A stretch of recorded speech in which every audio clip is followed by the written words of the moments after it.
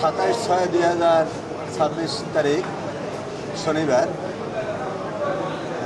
সন্ধ্যা 7:30টার পরে আমি 7:30টায় অফিসে ঢুকছি। 7:35 কি 7:30 হবে। সেই সময় একদল চাঁদাবাজ সন্ত্রাসী আমার রুমে ঢোকে। আমার রুমে আমার দুজন মেহমান বসা ছিলেন, আমার ব্যবসায়িক ব্যাপারে আলোচনা করার জন্য আসছেন। ওনাদেরকে জোরপূর্বক রুম থেকে বের করে দেয়। ওনাদেরকে বের করে দেওয়ার পরে তারা আসছে 20-25 জন, আমার রুমে ঢুকছে 3-4 জন, বাকিগুলো রুমের বাইরে রয়েছে। আমার পিয়নের মোবাইল নিয়ে গেছে এবং পিয়নকে আটকাই রাখছে। আর রুমে ঢুকে আমাকে হঠাৎ করে আক্রমণ, আমাকে মারধর শুরু করছে। মারধর শুরুর তার একটা নতুন কৌশল হয়ে সে আমার অন্ডকোষ এমনভাবে চেপে ধরছে, আমার শ্বাসরোধ হয়ে যাওয়া মারা যাওয়ার উপক্রম হয়েছে।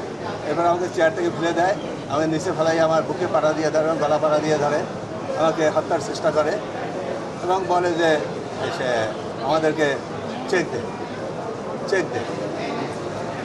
দেবো কেন। যাই হোক, আমি তো ওই অবস্থায় তো জীবন বাঁচানো আমি বড় মনে করছি, যার জন্য আমি আমার ড্রয়ার থেকে চেক করলাম, বললাম যে আমাকে ছাড়ো, আমি চেক তো বের করতে হবে, তারপর তো চেক দেবো। তো আমার ছাড়লো, আমার পিয়ন এসে আমাকে ধরে উঠাইলো। উঠাবার পরে আমি ড্রয়ার থেকে চেক বের করলাম, বের করিয়া করার পরে সে প্রথম একটা চেক দিল ব্ল্যাঙ্ক,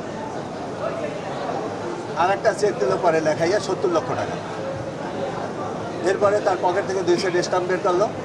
স্টাম্প বের করিয়া এক সেটে 3 পাতা, 6টা পাতায় আমার স্বাক্ষর নিল, আমার সিল নিল। নিয়ে আমাকে বললো যে এখন আমাদের সাথে থানায় যাবে, সালিশ ব্যাংক, যে আমি তোর কাছে টাকা পাই, সালিশ হবে থানার মাধ্যমে এবং আমার কাছে ডকুমেন্ট আছে, থানায় বসে সালিশ হবে।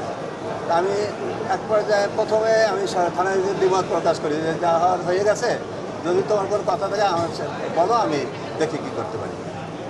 না, তোর থানায় যেতে হবে। ওদিকে তারা ফোনে হয়তো কারোর সাথে যোগাযোগ করতেছিল, তাদের একজনে, সে আবার বলছে না ভাই বলছে থানায় নিয়ে যেতে। এরপর আমাকে থানায় নিয়ে গেল। থানায় নিয়ে ওসি সাহেব ছিলেন না, ওসি তদন্তে ডুবে বসছি। বসার পরে উনি বললো যে আমি এর কাছে টাকা পয়সা পাই, আমরা থানার মাধ্যমে সালিশি করতে চাই। তো ওসি তদন্ত বললো যে আমার কাছে তো কোনো অভিযোগ নাই, অভিযোগ ছাড়া আমি আপনার সালিশি করবো। বললো যে আমি অভিযোগ দেবো আপনার। তাহলে আমাকে বসাই রেখে উনি অভিযোগ দিল। অভিযোগ দেওয়ার পরে 5 তারিখ, আজকে সালিশির ডেট হয়েছে রাত 8টায়।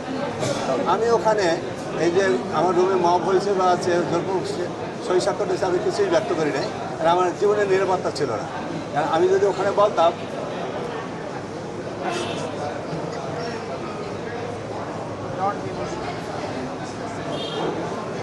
তারা থানায় হয়তো আমাকে মব করত, সেই ভয় আমি ওখানে কিছু বলি নাই। পরে ওই সালিশ ব্যাংকে থানা থেকে চলে আসার পরে আমি 3-4 দিন একবার বিপদ সমস্যায় ছিলাম। এমন ঘটনা দেখার জন্য ঘটনা আমি কাউকে জানাইতে পারছিলাম, ভয় পাইতেছিলাম। সর্বশেষ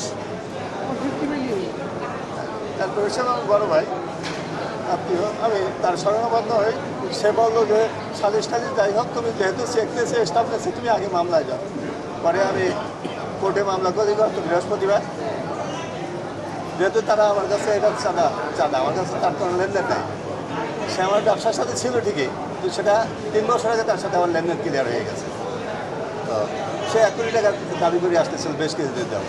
তো সেদিন 70 লাখ টাকার চেক দিল আর ব্ল্যাঙ্ক চেক দিল। পরে আমি চাঁদা বৃহস্পতিবার মামলা দায়ের করছি।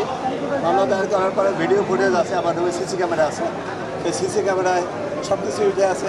এটা হয়তো আজ করতে পারিনি, আমার কপাল ভালো, আল্লাহর রহমত। আমি সেটা কোর্টে প্রডিউস করছি। কোর্টে প্রডিউস করার পরে এফআইআরের জন্য আদেশ হয়েছে। এরপরে মোস্তাফিজুর রহমান লিটু একজন, এবং তার সাথে অন্তত আমি চিনি না, বাইরে আর ছিল, এবং পরিকল্পনাকারী আরও 2-1 জন আছে, যার আমি পরে টের পাইছি। পরিকল্পনাকারী আরও 2-1 জন আছে তার সাথে। হ্যাঁ, আমি 3 জনের নাম দিয়েছি। তাদের নাম হলো মোস্তাফিজুর রহমান লিটু, আবুল কালাম আজাদ, আর আব্দুল মালিক দুলাল। এদের সাথে আপনার সম্পর্কটা কি ছিল? এদের সাথে আমার ব্যবসায়ী সম্পর্ক ছিল, কিন্তু ব্যবসায়ী সম্পর্ক চুকে গেছে 3 বছর আগে।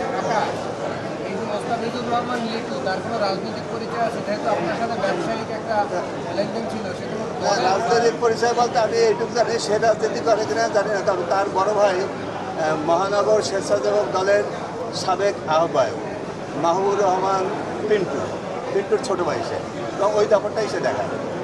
আপনি কি চাচ্ছেন এখন?